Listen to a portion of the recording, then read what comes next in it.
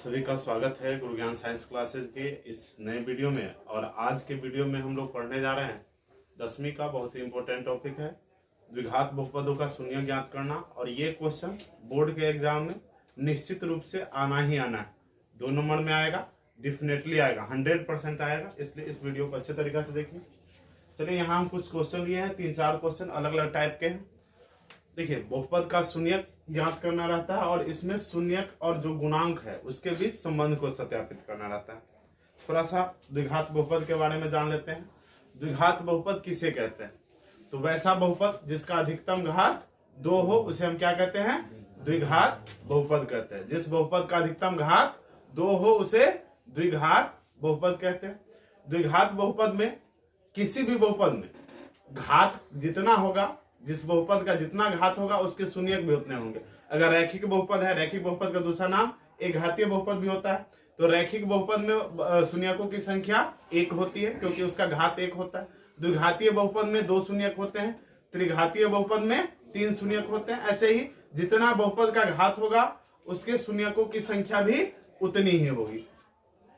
तो यहाँ द्विघातीय बहुपद को हम लोग पढ़ रहे हैं, तो द्विघातीय बहुपद के शून्यक भी 2 होंगे। थोड़ा सा जनरल फॉर्म देख लेते हैं हम लोग। द्विघात बहुपद का जनरल फॉर्म, व्यापक रूप को देख लेते हैं। द्विघात बहुपद, तो इसका जनरल फॉर्म होता है, अगर कोई बहुपद अगर x में है तो उस बहुपद का जनरल फॉर्म हो जाएगा द्विघात बहुपद का ax² + bx + c, जहां a 0 नहीं हो सकता है, b और c 0 होगा, कोई दिक्कत नहीं है, सिर्फ a 0 नहीं होना चाहिए। अब देखिए, अगर मान लीजिए यदि अल्फा और बीटा, चूंकि द्विघातीय बहुपद है तो इसके शून्य कितने होंगे? इसके शून्य होंगे 2। एक शून्य को मान लेते हैं हम अल्फा और दूसरा को मान लेते हैं क्या? बीटा। तो यदि अल्फा और बीटा द्विघात बहुपद हो के शून्यक हो, द्विघात बहुपद px के शून्यक हो, तो इनके बीच संबंध है आपका, पहला संबंध है शून्यकों का योग, यानी कि अल्फा प्लस बीटा।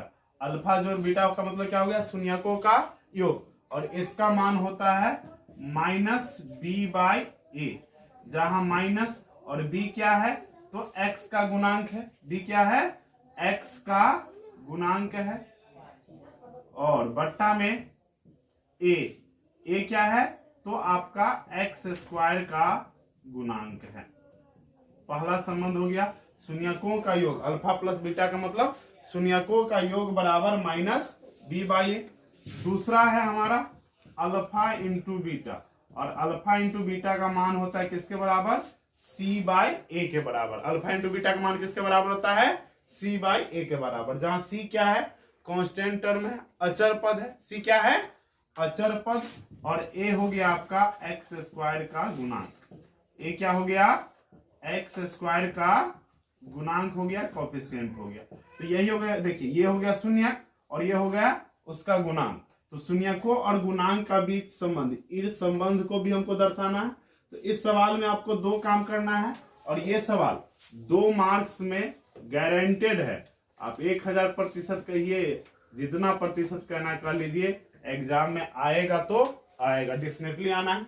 चलिए देखिए, सबसे पहले हम पहले सवाल को लेते हैं। इससे पहले आप लोग को बहुपद का गुणनखंड में हम आपको बतला चुके हैं द्विघात बहुपद का, क्योंकि यह बहुपद द्विघात है और इसमें 3 पद है। इसको जो हम सॉल्व करेंगे तो गुणनखंड के द्वारा पहले तोड़ेंगे और फिर इसका हम शून्य ज्ञात करेंगे। पहले हम गुणनखंड के द्वारा तोड़ लेंगे और फिर क्या करेंगे? शून्यक निकालेंगे। आप जानते हैं गुणनखंड ज्ञात करने की बहुत सारी विधियां हैं, जिसमें सार्व गुणनखंड यानी कि कॉमन फैक्टर लेना, इसके बाद मध्य पद तोड़ करके गुणनखंड ज्ञात करना, सर्व समीकरणों यानी कि सूत्रों की मदद से गुणनखंड ज्ञात करना, ये विभिन्न तरीके हैं।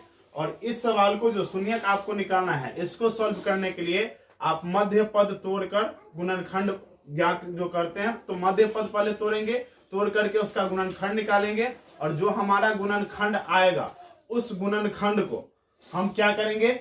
0 के बराबर करके फिर उसका शून्यक ज्ञात कर लेंगे। चलिए देखिए, बाय प्रोसेस देखते चलते हैं। सबसे पहले आप सवाल को तो समझ गए, जो हमें इसमें क्या क्या करना है। तो सबसे पहले द्विघात बहुपद दिया, हमको इसका शून्यक निकालना है, और फिर दूसरा काम करना है क्या?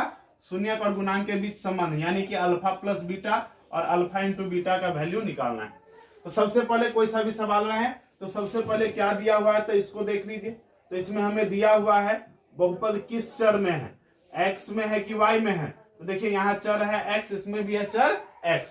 तो ये यानी कि ये बहुपद किस में है, चर x में एक बहुपद है। और यहाँ y रहता है तो ये क्या होता है, चर y में एक बहुपद रहता है, z रहता तो चर z में एक बहुपद होता। तो ये चर x में बहुपद है तो इसको लिखेंगे polynomial in x, p for polynomial in x।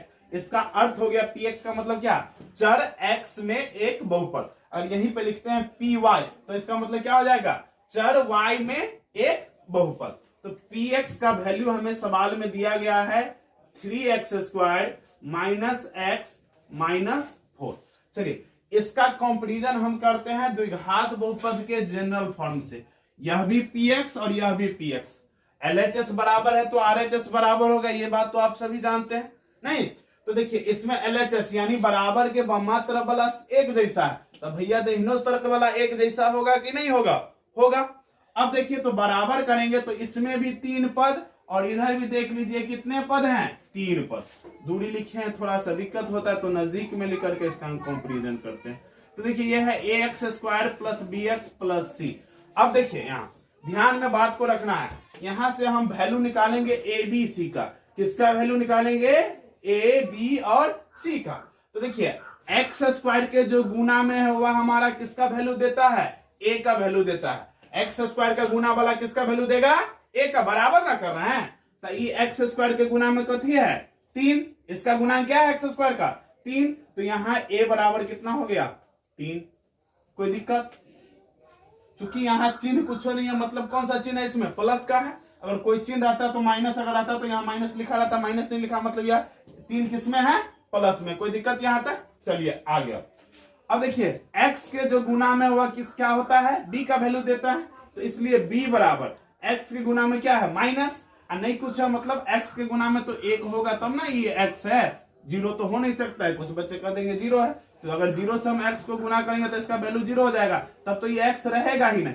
यानी x के गुना में क्या है 1 है, लेकिन चिन्ह लगा हुआ माइनस का, यानी b का वैल्यू क्या हो गया हमारा -1। और अंतिम वाला बच गया क्या c, और c का वैल्यू कितना है -4। ये वैल्यू a b c का वैल्यू हम आगे के लिए लिख लिए हैं, क्योंकि जब हमको ये संबंध दर्शाना होगा तो वहां हमको a b c का वैल्यू का आवश्यकता पड़ेगा। यहां तक कोई दिक्कत। अब चलिए हमें बहुपद का क्या निकालना है, शून्यक निकालना है। क्या निकालना है, शून्य। तो किसी भी बहुपद का शून्यक क्या होता है, तो यहाँ जो बहुपद है हमारा बहुपद px का शून्यक या px के शून्यक, क्योंकि इसमें एक से अधिक शून्यक है तो इसलिए इसमें लिखेंगे px के शून्यक x के वे मान होंगे, x के वे मान होंगे जिसके लिए क्या हो जाए, तो जो हमारा px है उसका वैल्यू किसके बराबर हो जाए, 0 के बराबर हो जाए। यानी यह जो बहुपद है वह किसके बराबर हो जाए, हमारा 0 हो जाए। उसका मान x की जगह पे मान रखे और उसका मान क्या हो जाए 0 हो जाएगा, तो वह मान उसका क्या कहलाएगा, शून्य कहलाएगा। ठीक है, तो px देखिए हमारा क्या है 3x² माइनस x माइनस 4, और इसको हमको करना है किसके बराबर, 0 के बराबर। अब हम बात करते हैं मध्यपद तोड़ की गुणनखंड की। यहाँ पूरा फुल कॉन्सेप्ट में जाएंगे, आपका वीडियो सबसे फर्स्ट वीडियो डाला गया चैनल पे, इसी से संबंधित है। ये पूरा गुणनखंड के बारे में विस्तृत लिखा है। अब इसमें यहाँ पे आपको सिर्फ हम समझाएंगे, लेकिन पूरा लेंगे लिखाएंगे नहीं।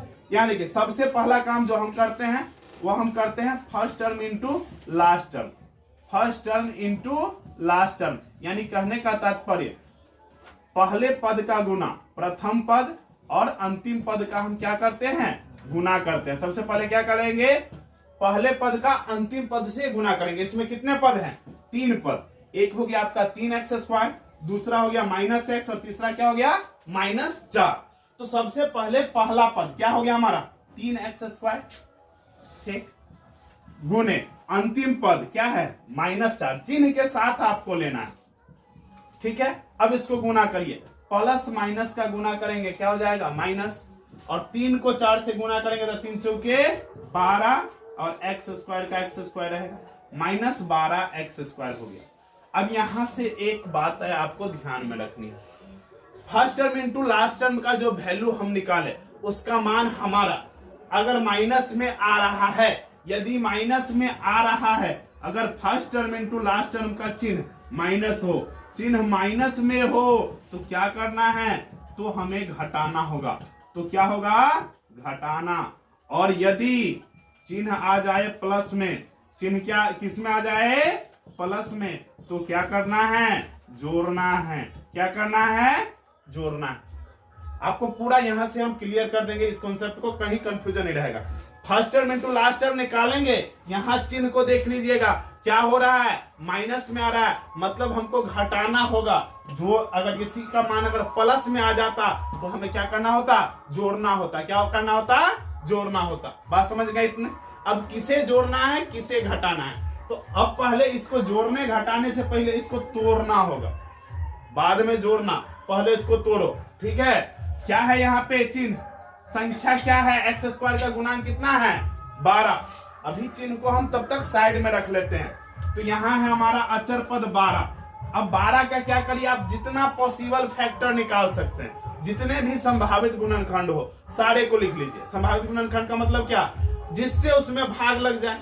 किस किस से इसमें भाग लगेगा वो देखिए।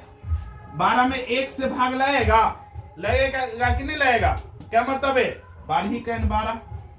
फिर इसके बाद 2 से लगेगा, 2 छक्के 12। फिर 3 से लगेगा, 3 चौका 12। इसके बाद क्या होगा, फिर 4 से लगेगा, फिर 6 से लगेगा, फिर 12 से लगेगा। इसके अलावा और कोई संख्या है जो इसका गुणनखंड हो सकता है, नहीं हो सकता है। यही जो है 6 संख्याओं से इसमें भाग लग रहा है। अब इसमें से हमको पेयर ढूंढना है, एक जोड़ा लेना है जिसको जोड़कर अथवा घटाकर, जिसको जोड़कर अथवा घटा करके ये बीच वाला मान आ जाए। तो बीच में हमको क्या लाना है, -1। बी का वैल्यू क्या है, -1 है ना, यानी 1 हमको लाना है, घटा करके माइनस में मान लाना है, -1 लाना है। अब देखिए चूंकि 12 का चिन्ह हमारा क्या था, माइनस था। 12 का चिन्ह क्या था, माइनस। तो हमको जोड़ करके बीच वाला पुराना है कि घटा करके, आपको अभी बतलाए हैं। चिन्ह माइनस में है तो घटाना है, चिन्ह माइनस में है तो घटाना है, चिन्ह प्लस में है तो क्या करना है, जोड़ना है। माइनस में रहेगा तो घटाना, प्लस में है तो जोड़ना। क्या है, माइनस में है, यहाँ किस में है, माइनस में, तो घटाओ और घटा करके कितना लाना है, -1 लाना है। यानी 1 आपको पुराना है, किसका अंतर 1 है। 12 में से 1 को घटाओगे तो क्या 1 आएगा, 12 में से गया तो 11 बचेगा, यानी ये गलत है। 6 में से 2 को घटाइएगा तो 4 बचेगा, इसमें भी हमें 1 नहीं आ रहा है, इसको भी छोड़ दीजिए। अब कौन बच गया हमारे पास, 3 और 4। तो 4 में से 3 को घटाएंगे 1 आएगा। ठीक है भैया, 1 तो आ रहा है। अब फिर से यहाँ जोड़ की बात है तो कोई दिक्कत नहीं है, सीधे जोड़ दीजिए। घटाओ की बात है तो इसमें 2 बातें होंगी। जो अब हम घटाएं किसको, 3 में से 4 को घटाएं कि 4 में से 3 को घटाएं। तो देखिए इसके लिए फिर से आपको चिन्ह पे ध्यान में रखना है, बीच में कौन सा चिन्ह है, प्लस का चिन्ह है कि माइनस का चिन्ह। तो बीच में हमें माइनस का चिन्ह, तो माइनस का मतलब क्या होता है, कर्जा। माइनस का मतलब क्या होता है, कर्जा। प्लस का मतलब क्या हो गया, जो हम धनवान है, नहीं आमदनी हो गया, प्लस हमारा आमदनी हो गया, माइनस हमारा खर्चा का ही है या कर्जा है।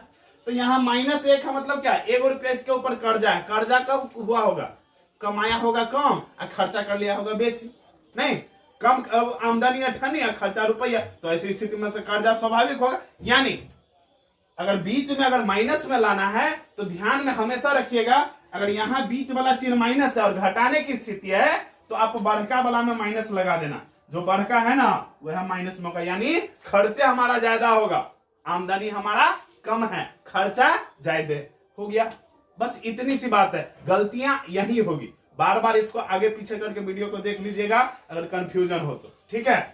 तो यहाँ क्या बात समझे, एक बात, अगर first term into last term का चिन्ह अगर माइनस में रहे तो क्या करना है, घटाना है, प्लस में रहे तो जोड़ना। जोड़ की स्थिति में क्या होगा, जोड़ रहेगा। अगर यहाँ first term into last term का मान अगर मान लीजिए +12 रहता तब सीधे हमको जोड़ करके बीच वाला लाना रहता, और उसमें बीच वाला चिन्ह क्या होगा, अगर प्लस रहेगा तो प्लस दे देना, माइनस रहेगा तो माइनस दे देगा। लेकिन माइनस वाला में एक बात और बढ़ जाती है, अगर चिन्ह माइनस में होगा तो घटाना है। घटाव की स्थिति में 2 स्थिति होगा, या तो हम बड़ा में से छोटा घटाएंगे, छोटा में से बड़ा घटाएंगे। यदि बीच वाला चिन्ह अगर प्लस में है तो बड़का प्लस में रहेगा और खर्चा वाला माइनस में जाएगा, यानी छोटा वाला माइनस में जाएगा।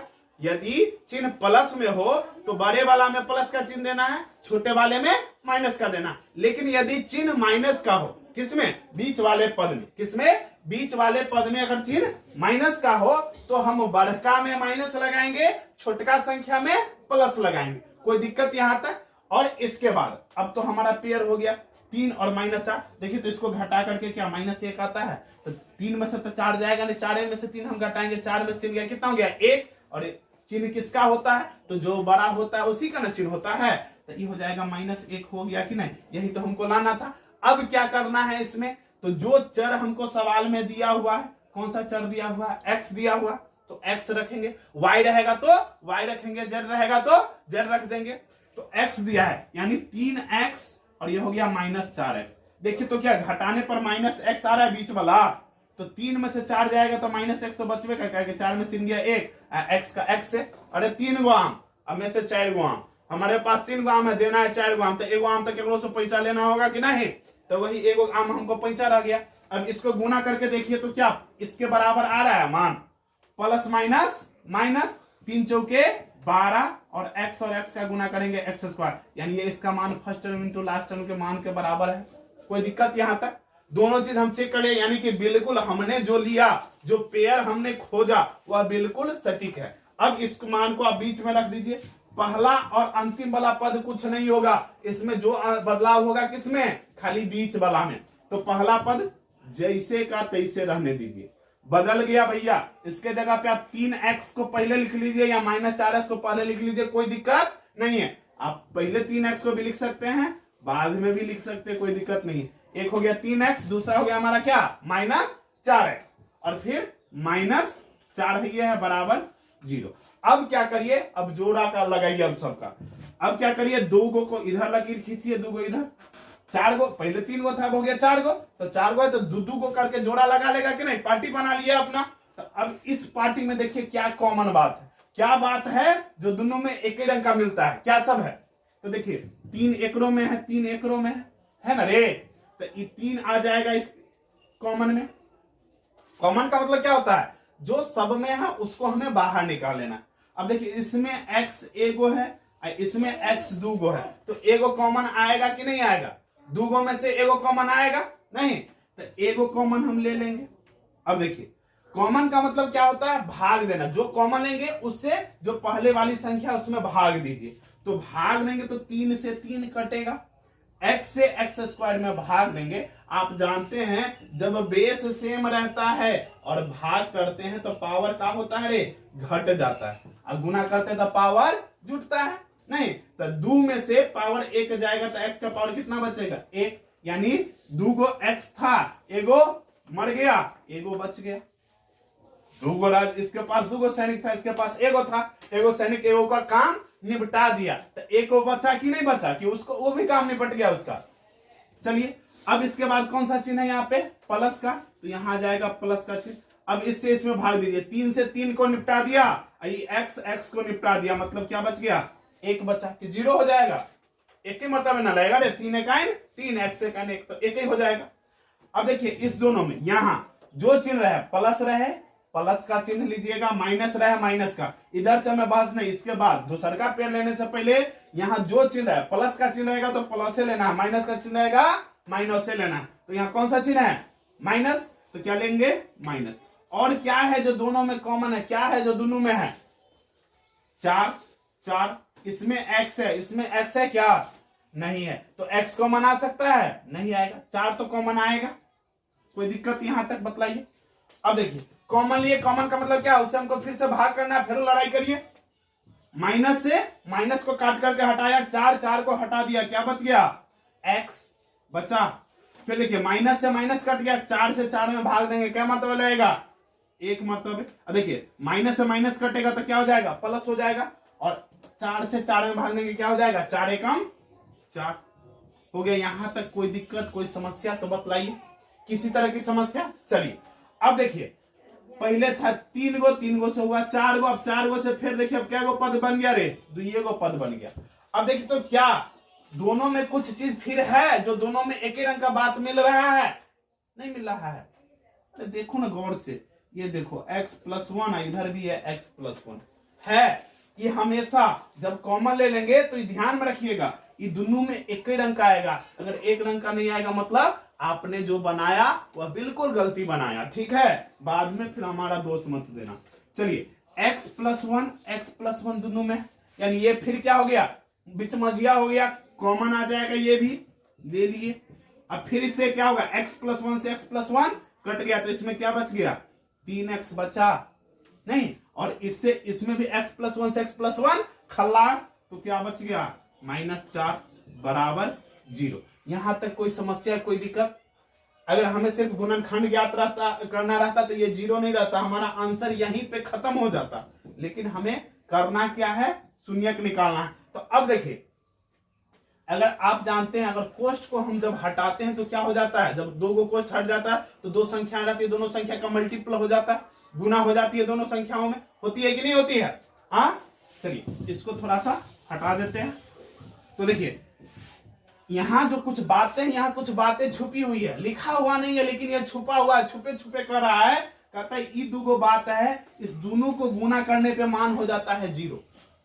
क्या होता है, x+1 को 3x - 4 से गुना करते, कोष्ठ को हटाएंगे तो मतलब हो जाएगा गुना, नहीं तो इसको गुना करने पे मान हो जाता है 0। इसका मतलब या तो ई वाला 0 होगा। कोई दो संख्या का गुणनफल 0 कब होता है, जब उसमें से एक संख्या 0 होता है, तब ये दो संख्या का गुना करने पे 0 होता है। या तो x+1 का वैल्यू 0 के बराबर होगा या 3x - 4 का वैल्यू 0 के बराबर होगा। तो एक बार अगर हम पहले ये मान लेते हैं जो ये x+1 है ना, यही 0 के बराबर है, तो x का मान क्या हो जाएगा, +1, जब उधर शिफ्ट करेगा क्या हो जाएगा -1, एगो मान दे दिया -1, ठीक। फिर यदि दूसरा जो है हमारा क्या, 3x - 4 का वैल्यू हो 0 के बराबर, तो क्या होगा, 3x बराबर -4, जब ये उधर जाएगा तो माइनस उधर गया तो क्या हो गया, प्लस हो जाएगा, 3x बराबर 4 हो गया। इसलिए x बराबर क्या हो जाएगा 4, और 3 गुना में आउटसाइड जाएगा तो कहां चल जाएगा, बट्टा में, यानी x बराबर क्या हो गया 4/3। दो गो मान हमारा निकल गया x का, और आपको पहले ही बतलाए थे द्विघात बहुपद के कितने शून्यक होंगे, 2 गो शून्यक।